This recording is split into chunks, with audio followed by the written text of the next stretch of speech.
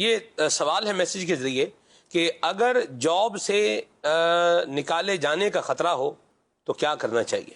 دعا، اور دوسرے ہے کہ 100 مرتبہ یا السلام پڑھ کے دعا مانگے. ٹھیک ہے.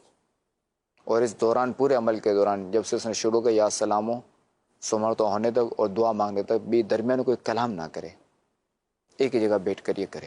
اس کا ایک اور پہلو بھی سوال کے اندر اگر دیکھا جائے تو یہ پہلو بھی ایک نکل سکتا ہے کہ بعض اوقات انسان کی اپنی بے احتیاطیاں اس کو اس مقام پر لے آتی ہیں. اس میں مختلف چیزیں ہوتی ہیں، جیسے نیگلیجنس ہے، غفلت ہے، یہ ہے وقت کام کو پورا نہ کرنا، کام صحیح طریقے سے نہ کرنا، کنسنٹریشن کے ساتھ کام نہ کرنا، اپنی جو پریزنس ہے اس کو، اپنی اپیرنس کو جو ہے وہ صحیح نہ رکھنا.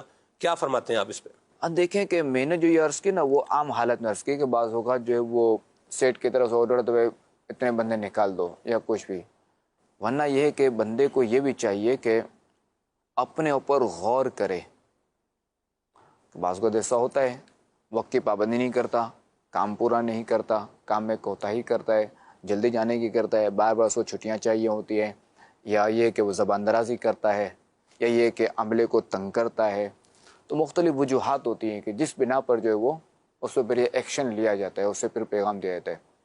تو یہ ان چیزوں کو تو ذرا کہ وہ مد نظر رکھے. پھر چلو ایک تو یہ کہ نوکری سے فارغ ہونا ایک الگ چیز ہے، جو لوگوں کی دل آزاری کی، اچھا کام میں کوتاہی کی، تو اس وقت کی روزی اس کے حق میں حلال نہ ہوئی، اس کی معافی مانگنی پڑے گی، یا یہ کہ اس کا بدل دینا پڑے گا، جتنی لی ہے نا اس وقت کی تنخواہ یہ دینی پڑے گی.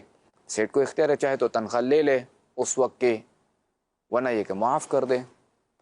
تو بندے کو چاہیے کہ اپنے اوپر نظر رکھے، آئینے میں دیکھتا رہے، یعنی یہ والے آئینے میں نہیں، اپنے دل کے آئینے میں دیکھتا رہے، اپنے حرکات و سکنات بھی دیکھتا رہے.